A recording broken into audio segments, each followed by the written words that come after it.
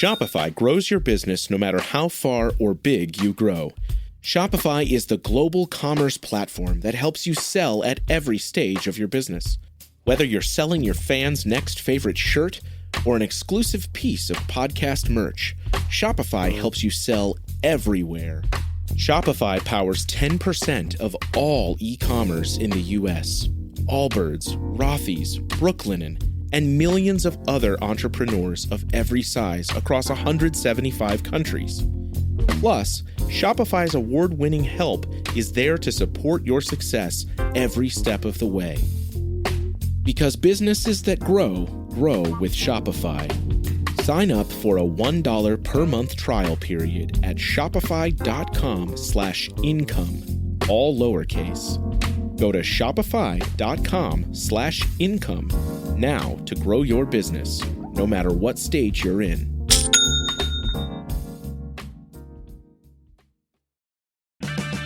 Is your vehicle stopping like it should? Does it squeal or grind when you brake? Don't miss out on summer brake deals at O'Reilly Auto Parts.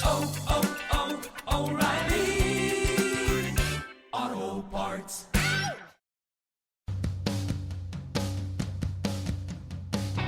Hi, everyone, and welcome to Having It All, a podcast that explores the question, can we really have it all in life?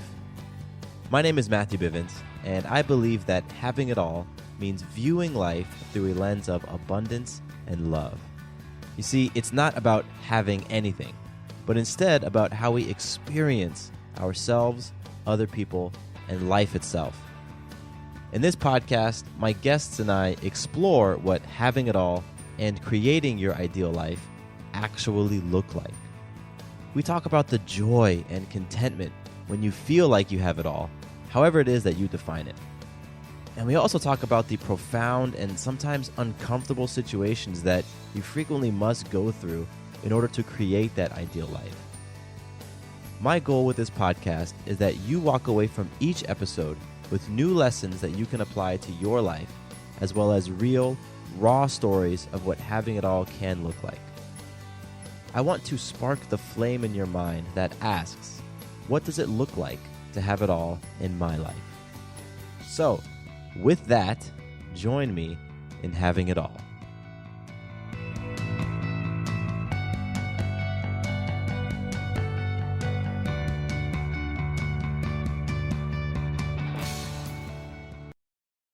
At what level of transparency and authenticity do you operate in life? In this conversation, I'm hanging out with Paul Colaianni, and we discuss the value of transparency and authenticity. Paul shares what he's learned through a life of exploring what living authentically means to him. And he gets personal with me and talks about his experience of growing up in an alcoholic home. He talks about destroying relationships with judgment and fear. And he talks about going through life not being his true, authentic self. Now, Paul is not afraid to go in, and we don't waste any time getting into the meat of this conversation. So, let's not waste any time here. Let's dive right in. My guest today is Paul Colaianni. Now, Paul is a personal empowerment coach and the host of the Overwhelmed Brain podcast. Every week, he teaches practical, down-to-earth steps to help you create the life you want. And I want to emphasize, Paul is all about the real, down-to-earth stuff. It's awesome. Now, he's been doing his show since November of 2013 and has written the books Clear Path to Happiness and How to Deal with Irrational People. When he's not on the air, Paul is coaching people on how to become empowered so that they can make decisions that are right for them. I am pumped for today's conversation. I think it's going to be raw. I think it's going to be real. And let's do this thing. So, Paul, welcome to the show. Matthew, it's an honor to be here. And I'm just glad you brought me in because I love the premise of your show. So thank you. Very cool. Thank you for that. Like I said, I'm excited for this conversation. Let's kick it off with this question. Paul, how are you being today? Oh, that's a good question. I love being. Being to me is like being in the present moment.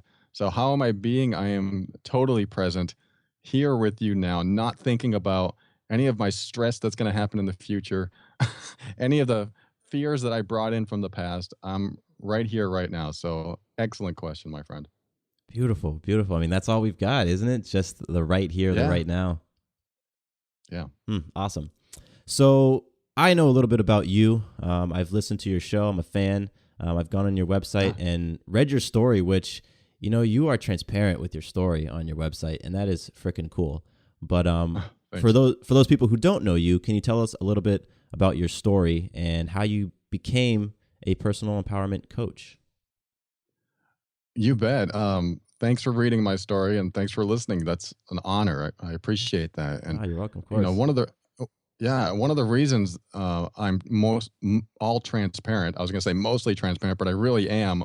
I should say almost all transparent, is because I realized long ago that as soon as you start revealing more and more about yourself, you have less and less to hide, and hiding this stuff, it like creates this negative feeling in your body, and you just store it in there, and you feel bad about it. So my story in a nutshell is that I grew up in a dysfunctional home. I had an alcoholic stepfather, quite abusive, not physically abusive to me, but other members of my family. And I was always in fear. And I lived there for a good 19, 20 years with them until I finally moved out. And, when you're in an abusive well, he was an alcoholic. When you're in an abusive household like that, you develop fears and survival mechanisms as a kid. But then if you don't get over those things, if you don't heal from those things, you bring them into the adult world. And that's exactly what I did. Mm. So every intimate relationship I had these uh, unusual nuances about me. Well, they were quite apparent nuances, but things that I did in the relationship to systematically destroy every intimate relationship I was in. So, I would take my high judgment issues into my relationships, and I would also take my perfectionism into my relationships. So, my intimate relationships over the years have been hard. And then on the flip side, I've had quite a few careers, mostly in IT and technology, which is a total uh, change of course for where I'm at today. But I've seen some success in those fields just because I was so technically minded, and I grew up in technology. But it- that kind of transformed into personal empowerment coaching, which I just came up with that term about a year ago because I was basically doing coaching at work.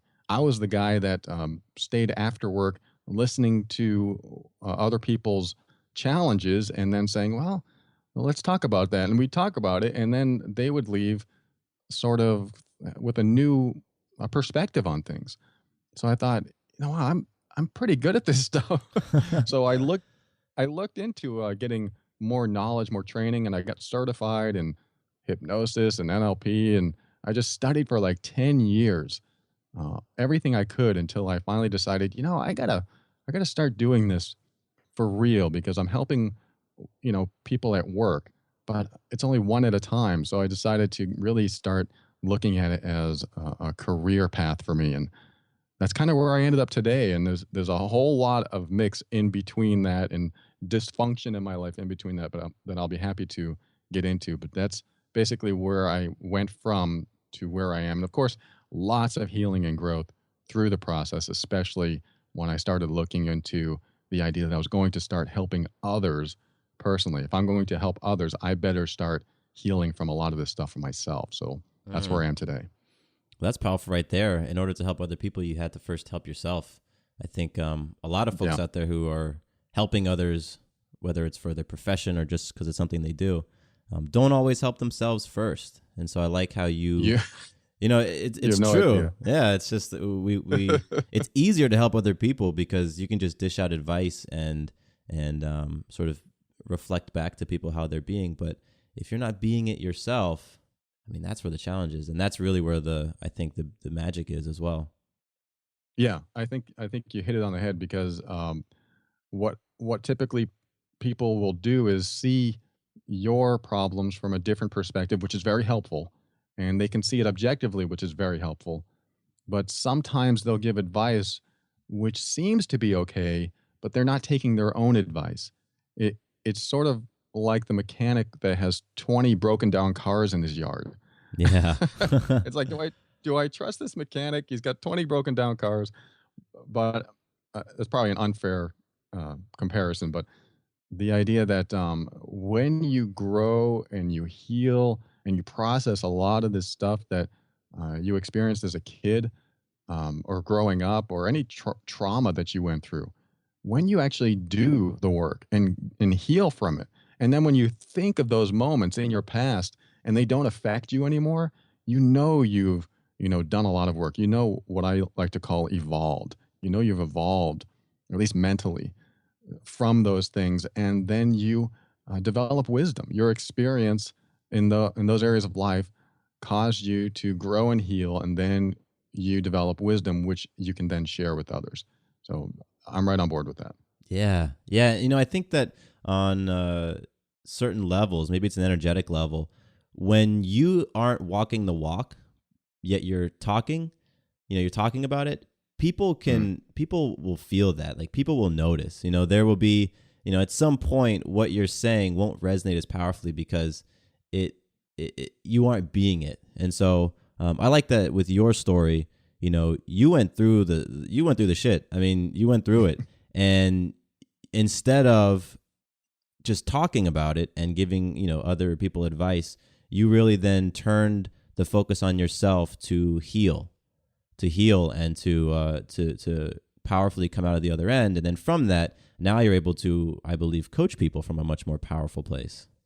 Well, it's funny, when I started this show, as a podcaster yourself, you probably know that podcasting in itself can bring some things out of you, because you're talking about your life. You're talking about things that have happened to you in your past, and you're re-experiencing it from just talking about things. Oh, and yeah. There were a couple times when I started my podcast that, and I don't know if I've admitted this on the air or not, but there are some times, or a couple times, where I started talking about something and I actually started crying. Oh, wow. And I was like, I had to stop the recording, and I was like, whoa, I haven't healed from this yet. And I had to process some stuff. So I found out that being more and more authentic, especially on the air, where, all eyes are on you, all ears are on you, helped me to heal through this stuff when I was talking about it. So yeah, there was like one or two times where I was like tearing up, going, "What?" And I couldn't talk anymore, and I felt kind of silly. And then I stopped the recording, and I was like, "Okay, I got to deal with this. This is a problem." Well, it wasn't a problem, but it was something unresolved. And so I learned that the more authentic I can be, and the more I express myself, either on the air or with other people, the more this stuff has a chance to reveal itself, to be processed and released. And that's just something I've been doing for years now. That makes me think about something that I read on your website. And let's see, I pulled the quote. I have it here. It says, it seems that at the peak of any type of personal growth and development is a challenge that tests just how much we've actually evolved. And that reminds, what you just said reminds me of that, because as you're going through this process of healing and growth and evolution, the universe is going to throw stuff in your path and it's going to say, prove it. You think you've evolved and you've healed, prove it. And, Yes. it's in those moments when we are actually able to say, yes, I've evolved and I've healed, or you say, damn, I got more healing to do.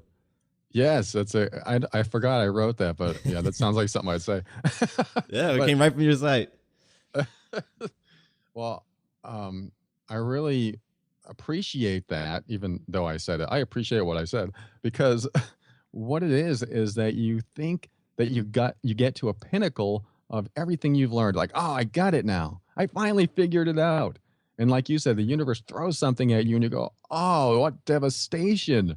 Oh, this is awful. Mm-hmm. And then you're put in the pits of despair, and you're trying to figure out, oh, this is what happened to me when my divorce came. I was married for 4 years to a woman that I was with for 8 years. And the last year of our marriage was just the decline was on. And she finally said, I don't want to I'm not in love with you anymore. And I was like, what? What are you talking about? And I had to go through this process of her wanting a divorce, me having to go through the legal process of getting a divorce, and then dealing with the pain afterward. And that's when that question came up, like, am I a person that can handle this? Am I a person that has developed the tools in myself?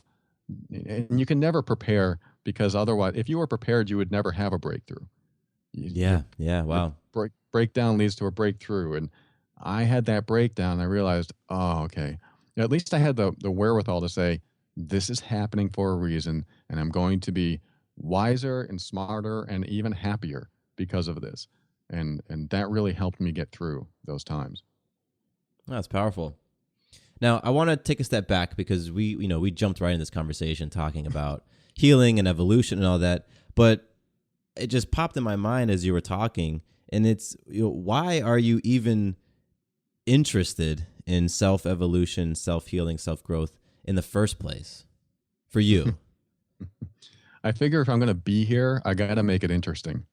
Ah, If I'm going to be on Earth at this time, then I want to find out how far I can take myself. I want to find out how far I can expand myself.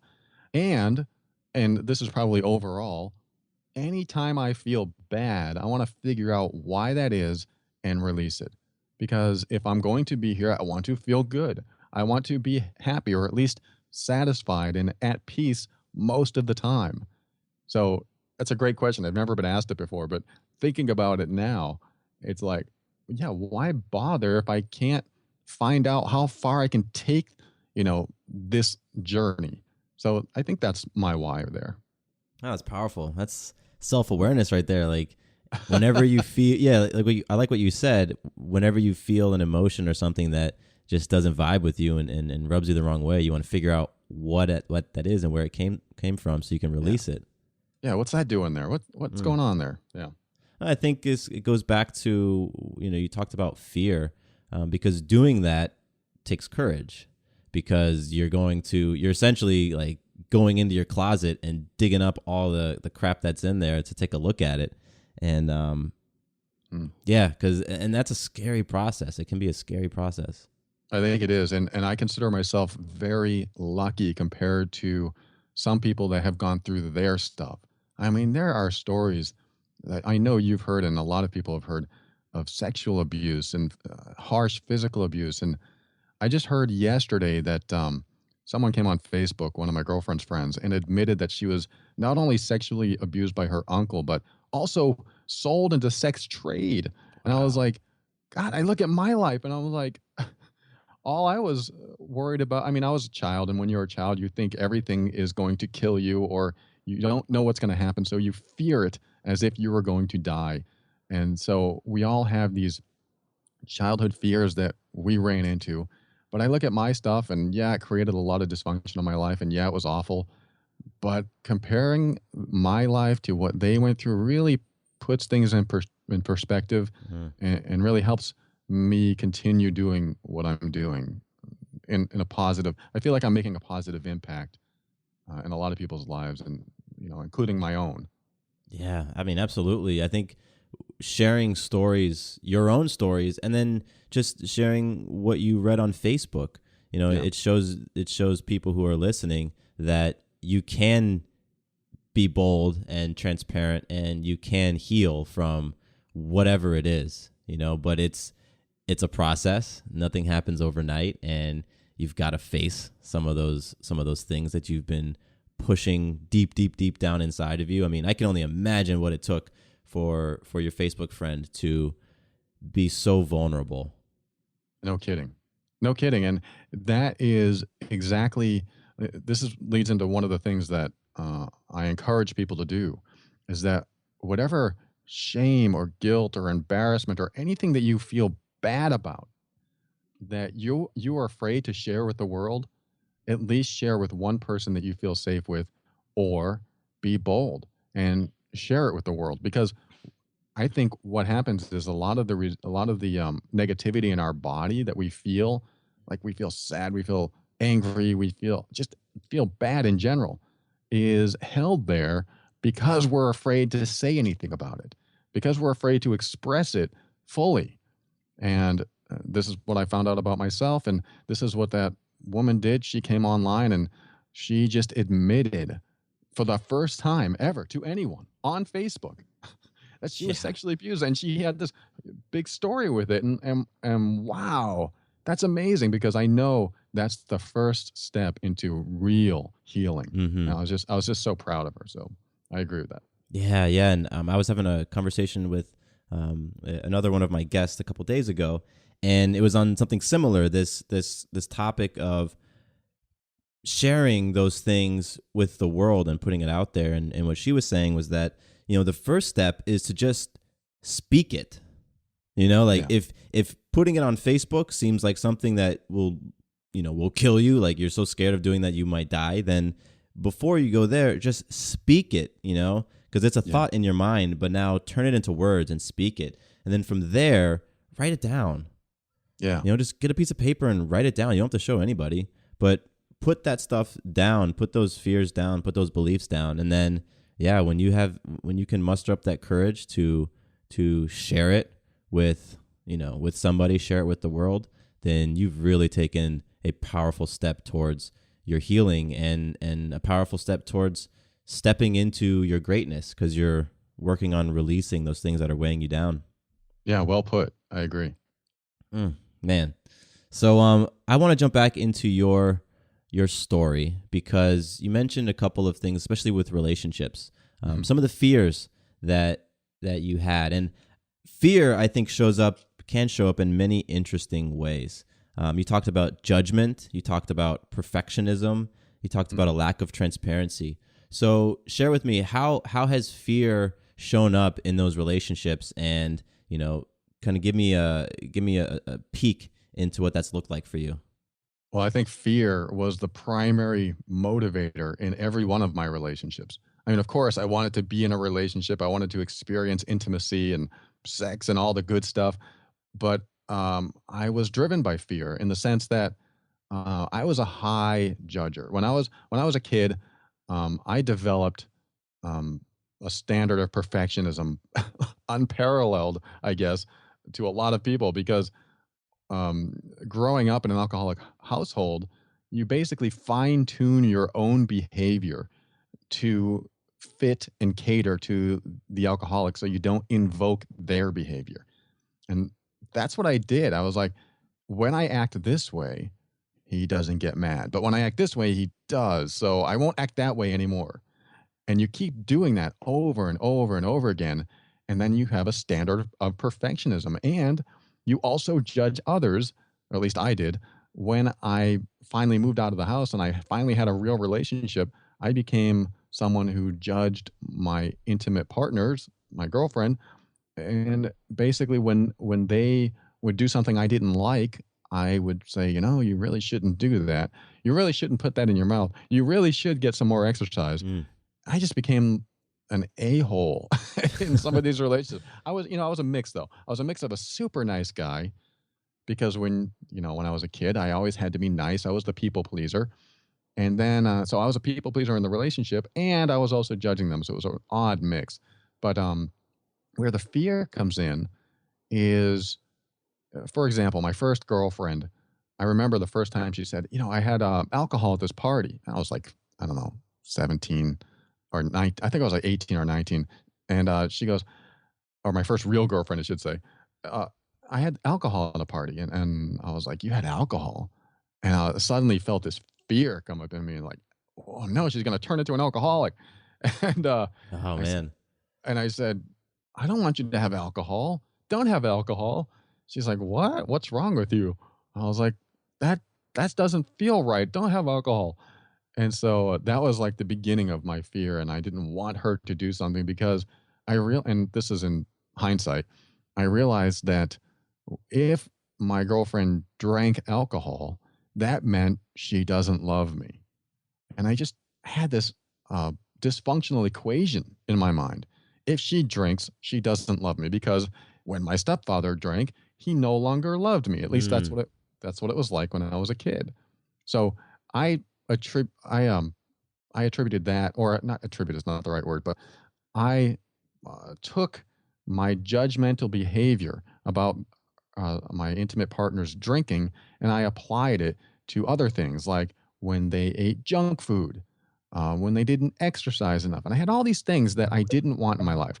I don't want some fat woman. This is my younger self. I don't want some fat woman in my life. I don't want some drunk woman in my life. I don't want some drug addicted woman in my life. I had all these things that I didn't want. And yet, when it happened, when, for example, before I got married, when my future wife would eat junk food, I would feel hurt, like she was doing something against me. But what was really happening is that I had these fears in me that she was going to gain weight and become, and she was addicted to sugar, and all these fears came up. And instead of honoring myself, saying, I don't want that in my life. So you keep doing what you're doing, and I'm just going to leave this relationship. Instead of doing that, which is now what I would do because I honor myself instead of giving someone else a hard time, I turned it around on her and said, you shouldn't do that. It hurts me. And, I'm having feelings about this. Let's talk about this. And she's already having to deal with her own issues with sugar addiction or what have you. So, in a nutshell, all these fears came into my relationships and certainly dictated my behavior and caused me to not only not like their behavior, but also stay in the relationship and give them a hard time about their behavior. Wow. Yeah.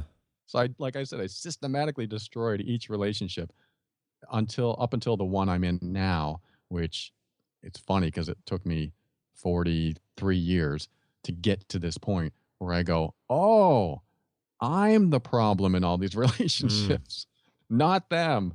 Got it. Finally healing from that. Wow. That I can relate to. I can relate to so powerfully because oh, good. I'm not alone. yeah, and I imagine people listening can as well, because I mean it's so easy to point the finger at other people. Yes. Like it's so easy to be fearful about something and then to turn it around and say you are not enough because XYZ. And Sure. man, I did that. I did that through my relationships, to the point where for me it was a fear of being alone. Oh yeah. It was this huge gripping fear of when I was single, of that I was going to be single forever. That Oh wow. yeah, it was like nobody's gonna want to partner up with me. And I would watch my friends, and I'd watch people in college, and they would be hooking up and doing all that, and I wasn't doing any of that stuff. And then so when I finally did get a girlfriend, the big fear was she's going to leave me. And two things I think from what you said stand out to me. The first is that when you fear something, it ends up jumping in your face. You Yes. know, like with you talked about the fear of them drinking or eating or lack of exercise or whatever. And in whatever small or large ways, like you manifested these things to appear. So then you had to deal with it. And yeah, it's just Totally. so I completely actually forgot my second point. So yeah, it's that happens You're sometimes. stuck in the moment. Exactly. But now for you, what was there a moment when you started to look at yourself as the reason for your relationships going downhill? Or was it a process? How did that happen to where you started saying, man, it isn't the other person, it's me and how I'm experiencing life? What was that Yeah. like? Yeah. There's that happened just a few years ago when I finally, I knew that I had issues, but I never thought that I was the primary reason for the breakdown. And it takes two, and there's always someone who continues to stay in a situation that that is damaging them in some way. I stayed in situations that were damaging me in some ways, and that's a harsh word, but I think you understand. Oh yeah. And in my mid 30s, I had a breakdown, which was basically the girl I was with, who I was going to marry, said, I can't be around you because you're always depressed. And when she threatened to leave, I was like, "Oh my God, what's happening again? This relationship is breaking down again. I thought this was the relationship that was going to last, and here it is again, breaking down again." And when she said that, I just I don't know, I flipped, not like flipped out, but I just started bawling. I started crying and expressing some of the deepest pain that I've been carrying around a long time, coincidentally about my stepfather. Mm. And it was nothing to do with her. It was to do with the pain I had as a kid, which is where I believe almost all pain comes from. And we just carry it with us and then break down in the moment. But it's connected to this old pain. So all this stuff came out. I was like, oh my God, I hate my stepfather. And I started crying. And I even like fell on the floor on my knees. I was like, what the heck? And when that happened, it was the first glimmer of hope getting out of depression. So I felt this shift right there. I didn't really take responsibility and say, everything that's been happening is my fault. I just finally realized that I wasn't happy. And I hadn't been happy for 35 years. I go, whoa. So I that was the glimmer of hope that caused me to start looking inward and start healing myself in small ways by expressing more and more and more. But it wasn't until I was like, or during my divorce, it wasn't until my divorce when the relationship I was in that was supposed to last forever, quote, forever. Um, that was the point where I realized, oh my God, I am the common denominator for every single relationship because for Mm. the breakdown, because I am the one who keeps getting left. I'm the one who keeps getting left behind. It's not them. It's got to be me. So I finally turned it around and took responsibility for every for the role I took in every single relationship that broke down. And when I did that, I finally took my focus off other people, which helped me eliminate my judgment issues about other people and start turning it back on myself and go, okay, if I am the cause, what am I doing to cause it? And that's when the introspection really kicked in. And I started having all these epiphanies going, oh, so if I judge them, that makes them feel unsafe. And when they feel unsafe, they don't want to be with me because they are afraid to be themselves around me. Oh, I get it now. I get it. Wow. And that totally changed my life. Totally. And since then, I've been a lot healthier mentally going forward. And being in the relationship I am now, I've completely switched gears and said, oh, God, I got to stop judging other people. That makes perfect sense. So that's where I'm at. That's where I'm at today. And that's how I got there. Mm. Yeah, I mean, you took responsibility, Yeah. and that's hard to do. You know, it's not Yeah. easy to be responsible and then hold yourself accountable to the new awakening that you have. Because I think that at least in my life, in my experience, once I learn something, I can't unlearn it. You know, Yeah. and like once I've been exposed to something or become aware of how I am, I can't. There's something within me, my spirit, whatever it is, won't allow me to go back. And so for you, That's good, right? yeah, it's an amazing thing, but it's also a freaking hard thing at times. You know, because like there's times when my ego just flares up, right? And my ego can be powerful, as I'm sure yours and people listening. And I just want to follow my ego because that's the easy way, it's the safe way, it's the comfortable way. But because I have this awareness and I have this understanding of myself that when I step into my fears, you know, truly magical things happen. I can't just acquiesce to my ego. So Sure. So with you, you know, you claimed personal responsibility. Now, what do you do, or who do you have in your life right now that helps hold you accountable to, you know, to this person that you are being currently? Because I think that's a big part of it, accountability. Yeah.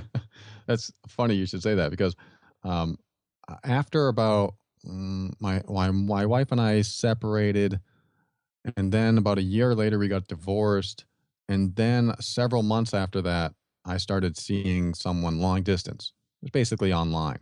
And we started off as friends, and I told her from the get-go that I am not I actually wanted to date someone else, and I realized, wait, I'm not ready to date. I still need healing. I still have healing to do.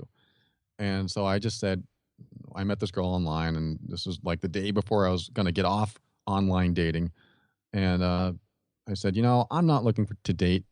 I'm living with family. Just got divorced. I'm just not ready to date. If you want to talk as friends, great.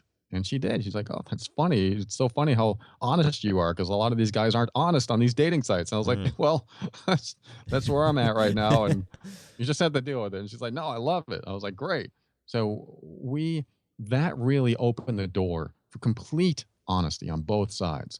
So I could talk about anything that pissed me off, anything that made me angry, anything I didn't like about women, Yeah. anything that I really wanted to express.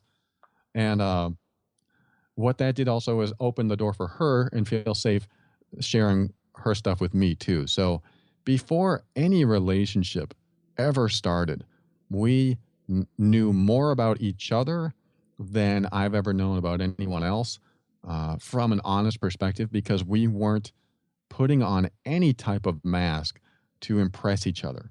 Mm. We were, in fact, at first, I was actually trying to repel her.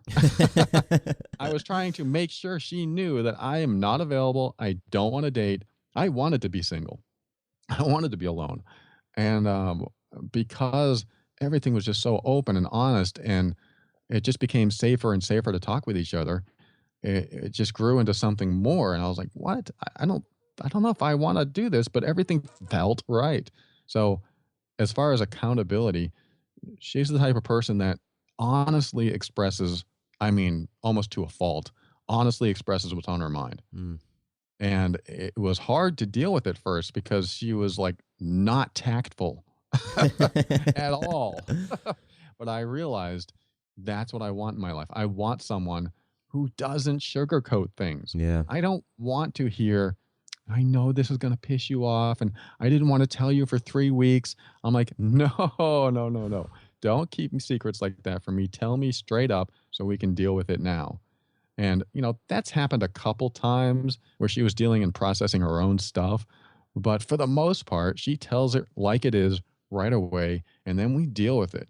And it's rare that we'll argue, but when we do, it's, legitimate arguments, and they're really hot topics that we need to talk about.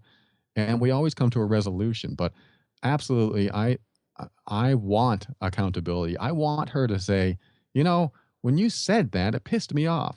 And I'm like, whoa, let's talk about that. What did I say? Yeah. And then I'll ask, why did it piss you off? And then she'll say, whatever. And I'll be like, oh, okay. And then I'll go, wait a minute. I know I'm right about that. And then we'll talk more, but we'll get it out. So I truly believe that even though sometimes conversations and communication can be hard because it's so blunt and honest, it's so bonding at the same time, because you always know where the other person stands. There's no hiding anything. There's no hiding emotions. What's she really thinking?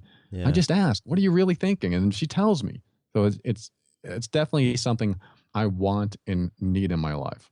Yeah. And I think that once you've established those standards of transparency, authenticity, vulnerability, and honesty with people, then just like you said, you know where they stand, and you can have those real, raw conversations, and be able to respect the other person throughout it. And I believe that they do end up coming to those resolutions a little bit more powerfully than when you're just like holding things in.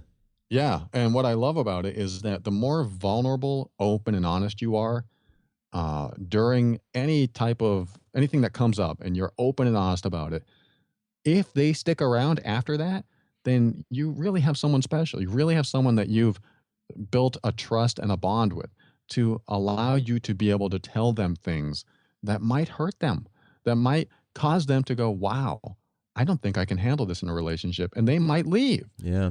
And when you can get to that place of actually expressing yourself to the point where it's so honest that they might not like you anymore or want to be near you anymore, that's just pure authenticity, and it's respectful to them. You're showing them, like I show my girlfriend, the truth that's going on inside of me so that she can either stay and process it and deal with it and understand that's where I'm at, or go, oh, I can't handle that in my life. Mm. I won't be able to handle that in my life. And I need to know that, because if she can't handle something that I want to think or be, or, whatever, then it's not going to be a very symbiotic, loving relationship anyway, because deep down, I'll have these thoughts and feelings and desires that she doesn't resonate with. So maybe this relationship won't work out if she's not resonating with those. So that's why I love the idea of just being honest and open and authentic to find out where they stand Yeah. on your values, your morals, your ethics, your secret desires, your passions, everything. Yeah, yeah. And I think that, when you are with anybody, doesn't, it's a romantic partner, kids, coworkers, whatever, you can only bring your full self to the table, and they will experience all of you. So if there's a part of you you're trying to push down and you're in denial of, or you're afraid of, I believe it inevitably shows up in ways. It may not be at the very beginning. It might take a while, but inevitably those things are going to come out. And so I think it's a beautiful thing when you can be honest with yourself, to look at those things straight in the eye and call them what they are, because then you can truly bring a more healed, powerful version of yourself into the relationship with your girlfriend, with your boyfriend, with your kids, with your coworkers, with your church, whatever it is. Like, you're truly bringing, yourself to the table, a powerful version of yourself. Plus, you eliminate the dysfunction that happens when you do hide parts of yourself, because it comes out. What you don't express to the other person, like you said, comes out eventually. But sometimes it doesn't come out in the ways that are productive. Sometimes it comes out in the ways that are damaging or destructive to the relationship, to the communication, to everything, because you don't want it to come out. Yeah. So what you do is you try to keep that information about you repressed, but you lash out when they leave the toothpaste cap off or something, and go, what the hell? I told you before. Like, that's not really about the toothpaste cap. That's about something else that you're not expressing fully. We need to talk about it. And haven't we all experienced that? Where like Yes. one little thing sends an avalanche of shit just flying at the other person, and they're like, what? Where did this come from? And man, yeah, that's real. Yeah. Yes, we've all experienced that. I haven't seen it in a while in my current relationship, which is good. That's awesome. But there are, there's minor things that come up, and sometimes it's a buildup of like, yes, but you've done it 300 times, and I've told you every time. Yeah. Get it. Wow. Well, I want to talk about your coaching a little bit, because you made that transition from working on yourself and really being a student of the process, to then taking other people through it. And I know that you have experienced other people's challenges and seen just the muck that people are going through and putting themselves through. And so I'm curious, what do you find the most common challenge among the people that you coach? I think one of the most common challenges among my clients is the fact that they are afraid to honor themselves and make the decision, make the choice, take action based on how they really feel inside. Because what happens is that I was going to say I'll deal with, but it's not really. I work with people that are in like a relationship of some sort. And that could be intimate, that could be a friendship, that could also be a work relationship. That could be any type of relationship with someone or something where they're afraid to say something or do something for fear of the consequences. So, yeah. I can relate to that. Yeah, right? I mean, so can I. And, like, for example, I remember the first time I stood up to my boss. There were two bosses. They're both co-owners of the company.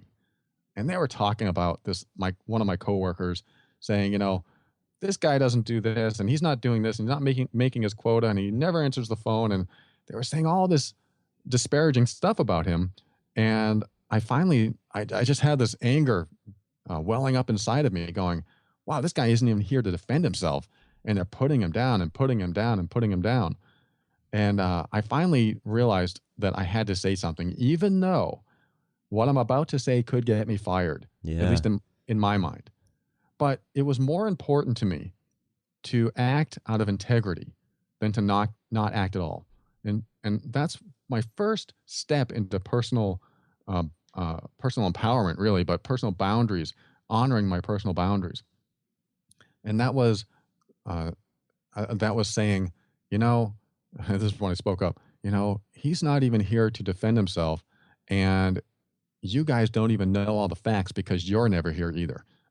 And I'm like, okay, here comes the hammer. And they both stopped talking. And the big guy looks at me. He's the co-owner, but he's kind of the one who runs the show. And he says, that's exactly what we need to hear. Finally, someone's saying something that, says the truth. You're right. And I was like, what? In my head, I was like, I don't understand what's happening now. But it was the first time I realized, he was saying that, yes, you're right. He's not here, and we need to be here more often, and we need to know what's happening. So you're right. This is what we need to hear. And that really hit me because, people, especially in like management or bosses, they never hear the truth from employees because the employees don't want to speak up because they're afraid they get fired or demoted or whatever. Yet I spoke up, and then they appreciated it, they respected it, and they also admired me for it. Yeah. I was like, wow, this is like the opposite thing that I expected to happen. And not only that, I got promoted a few weeks later, and things really spiraled in a good way upward that that reinforced that it's always better to honor yourself. And that's what my clients have to deal with. They're in these situations where they feel like, I can't honor myself because it might make the other person mad. I can't honor myself because I might get fired. I can't honor myself because my husband might leave me. I'm like, wait. So you're with people that don't honor you honoring yourself. And then they stop and they go, oh, I never thought about it that way. You're with people that don't support you enough for you to honor yourself. You're with people, I think when you're in an intimate relationship, if someone loves you, then they support you honoring yourself. They support you in your decisions into doing what you want to be happy, to what you need to do to be happy. So if your husband or wife really loves you, they'll support you in your quest to find happiness, to find peace in your life. Even if that means that they might have to leave, or you might have to leave to find that peace. So if you can come to a place inside yourself that you wouldn't fear the consequence and just know that the consequence needs to be what it is, no matter what, then you can honor yourself. And that's what I try to reinforce in my clients. And when you get to that place of really, truly honoring what's inside of you and walking that authentic path, then a better path is laid before you almost always. It might be hard at first because somebody actually might leave you and you might actually get fired. But where do you stand after all the chips fall? And that's been powerful for my clients and myself going through this. Where do I stand after all the chips fall? If I tell you this, you might hate me, but this is what I feel inside. This is what I feel is right for me and what I need to do or what I need to say. And then we'll see what happens. Oh, yeah. Wow, that is powerful. That is, because, I think that a consequence is just a result, right? And then we get to put on it how we feel about it. So I think when we are able to act and accept whatever the consequences are, it's always a powerful thing. And you mentioned acting out of integrity. And I think that's important. I want to go back on that because for me, when you're acting out of integrity, you can do so when you really know and understand what you value, when you understand what roles are important in your life, when you know what your boundaries are and the things in general that are important to you. So is that something that you coach your clients on, like figuring out what you value, who's important, what you're really playing for in life? I think values are one of the most important things that you should know about all the areas in your life. So, what is a value? A value is what's most important to me about X. So, if I look at the values in my relationship, what's most important to me about my relationship? And I can come up with a list. I want to be supported, respected. I want to feel a level of freedom that I can do what I want, but still, be with someone that likes to do what they want. So all these values come up. I want to, of course, I want to be happy. I want to have great sex. I want to have all this stuff. And I have all these values. I sell a worksheet on my website. It's called Stop Self-Sabotage, because when you're not in alignment with your values, you will sabotage yourself. And the worksheet walks you through listing all your values, or you can do it right now. You don't have to buy my worksheet, but you can list all your values in an area of life, for example, career, and then you order them in importance. So let's just say that your number one value in your career is freedom to take weekends off. How about that? I want a weekends off. And then you get a job that makes you work Saturdays. Because you have such a high level value, maybe your top value is having the weekends off, you will never be happy in that job. Yeah.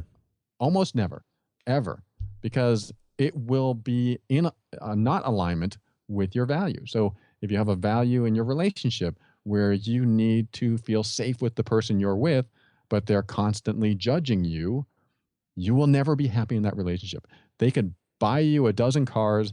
They could do everything else that's wonderful, but you don't feel safe.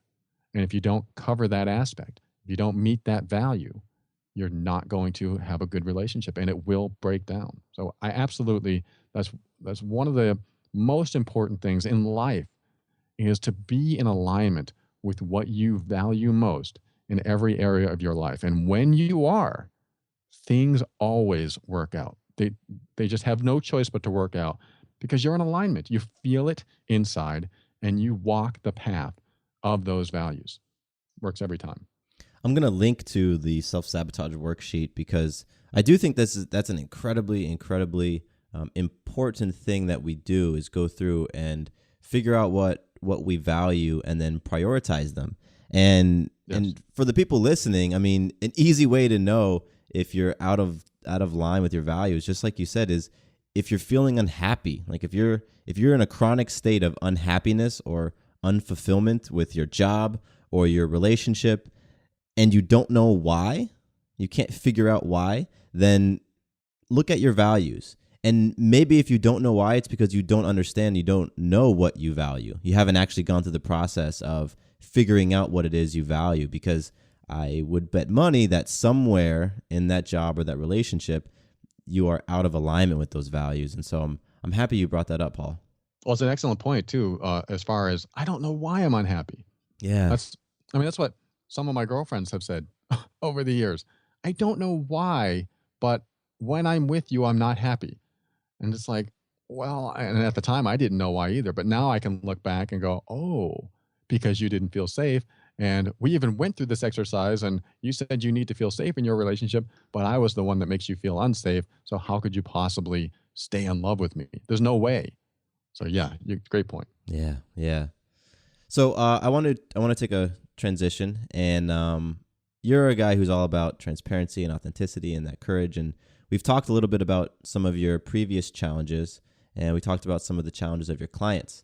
But I want to talk about a current challenge that you are facing.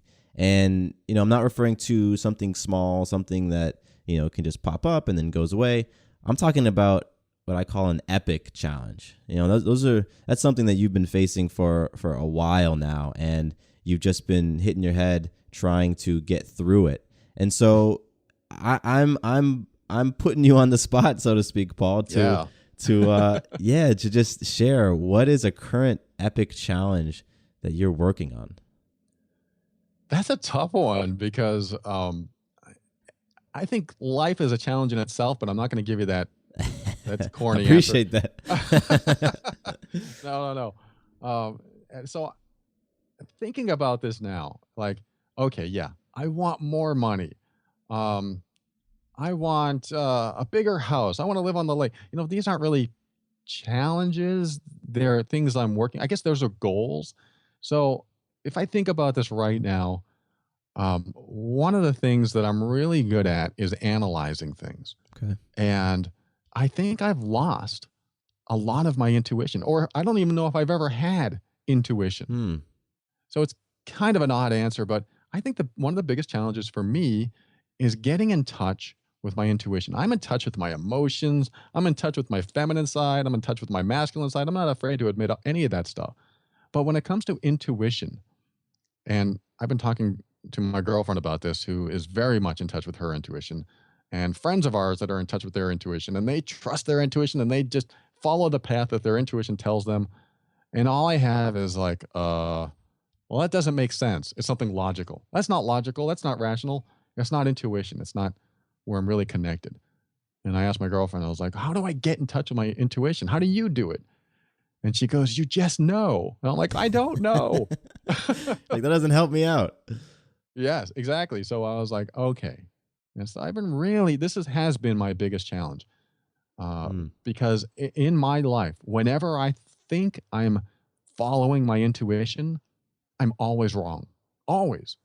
And, you could look at that esoterically and say, well, you're wrong. So the challenge would be presented to you so that you could learn from it. But it's like, I would like to be right sometimes. Yeah. So the hardest thing for me has been trying to improve, enhance, work on my intuition, which is really, intuition could be defined many different ways. I like to look at it as just like an inner knowledge that you just know something's wrong. It's kind of like when you meet someone and you subconsciously detect some sort of body language, but you don't sense it consciously. Your intuition kicks in and goes, there's something bad about this person. Don't trust this person. And for the most part, when I observe people, I get that. I'm all on that because I realize that if I can't sense it consciously, my unconscious is going to pick up the slack. No problem. Yeah. But when it comes to, I have a decision to make. Do I go this way or do I go that way? This way might, like say a job decision. This way might pay $1,000 and this way might pay $5,000, but this way is risky. So I have these intuitive things that I could probably use my intuition for. And and this is what I've decided, this is what I've learned to do, is that when whatever I call my intuition kicks in and goes, you need to take path A, then I go, got it. So you're telling me to take path A, I'll take path B. All right. That has helped me. Wow. That has helped me follow the right path, which means my intuition is wrong. So what's going on there? So yes. That's interesting. I'll just end it there and say my intuition has been the biggest challenge for me, and I am working on it. And I think as long as I understand what message it's giving me and I know how to interpret it, then I just take the path that it doesn't tell me to take or something like that. Well, it's interesting about that because earlier you talked about those experiences that we have as a kid.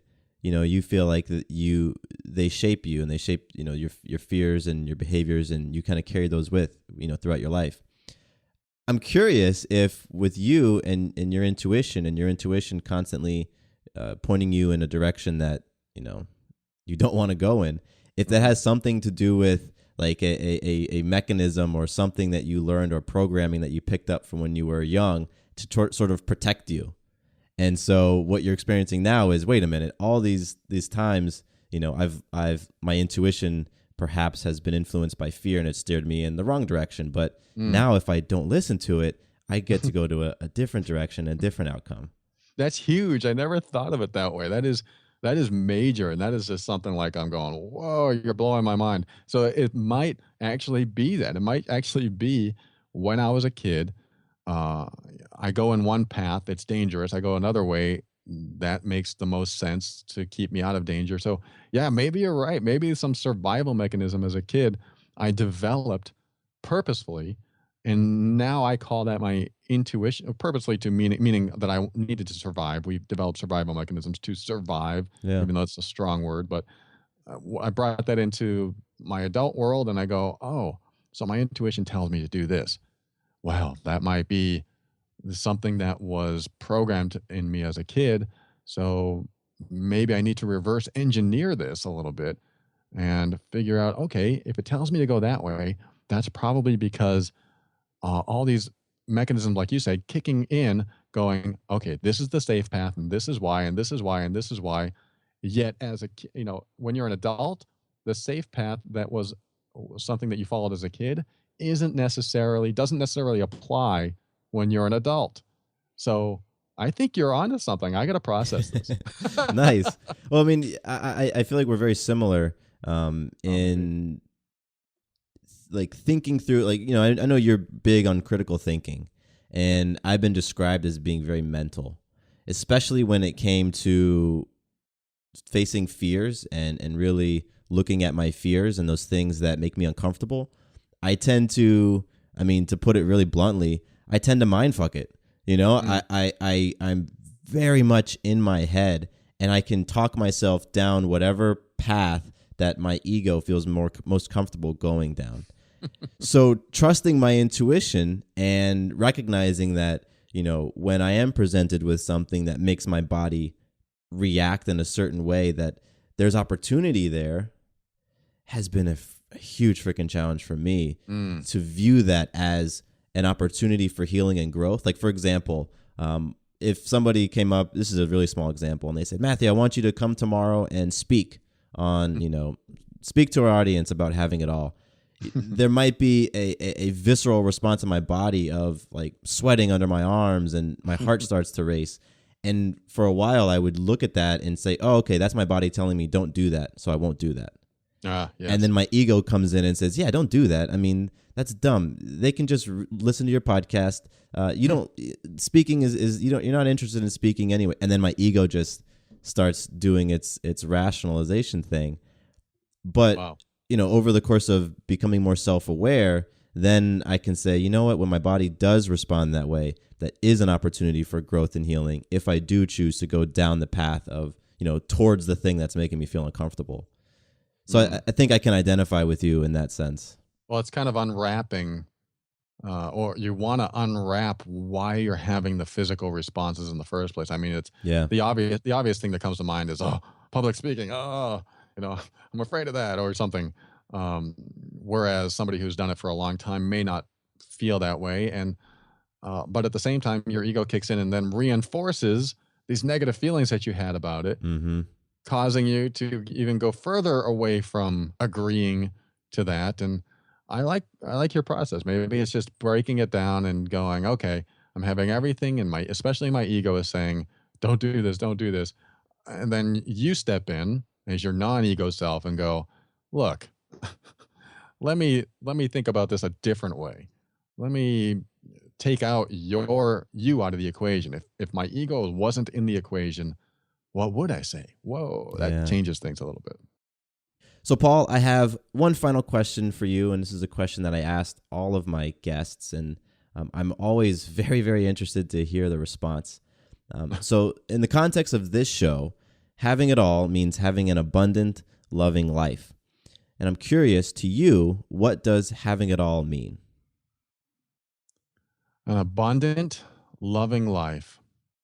I think having gone through the worst of things that gave me the tools that I need to handle in almost any situation in life, like any setback that I come up to in life, having those tools that I can be prepared for the most part for that setback to handle it gracefully is, to me, having it all, because you're never going to be devoid of the challenges.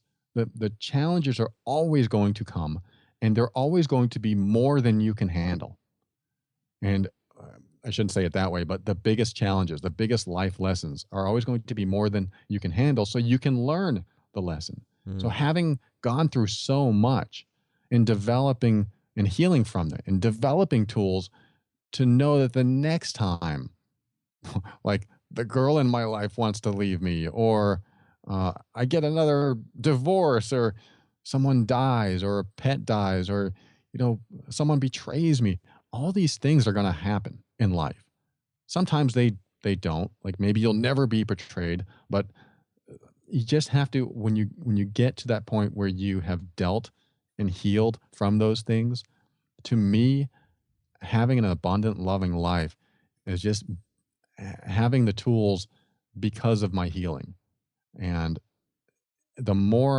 anytime I feel negative in any way, having the tools to address that and process it and heal from it. And I'm still working on things. There's no way that I'm perfect, or I'll ever get perfect, or I'll ever be there. But just having those tools, knowing that, okay, I need to take a break and stop and work through this, makes me feel so grateful, because there are people who go through their entire lives without even wanting to learn the tools to heal.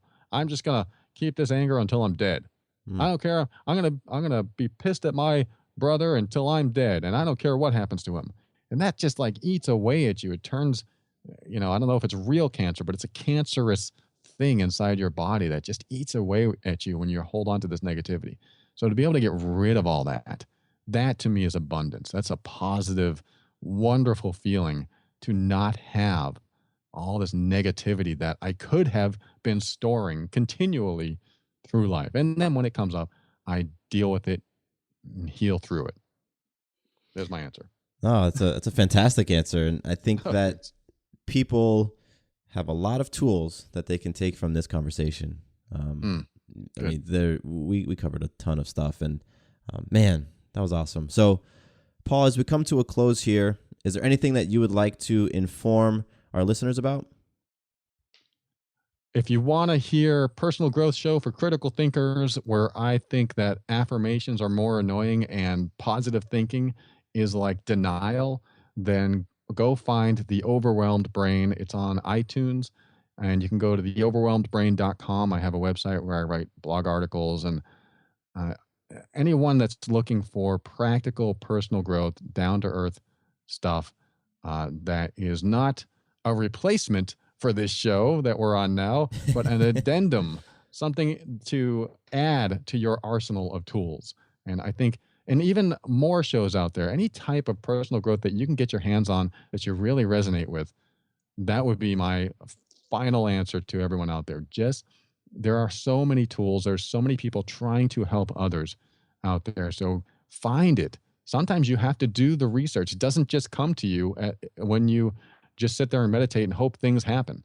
You do have to go out there and seek it and find people that resonate with you, find those tools to help you, what I say in every episode, learn, heal, grow, and evolve.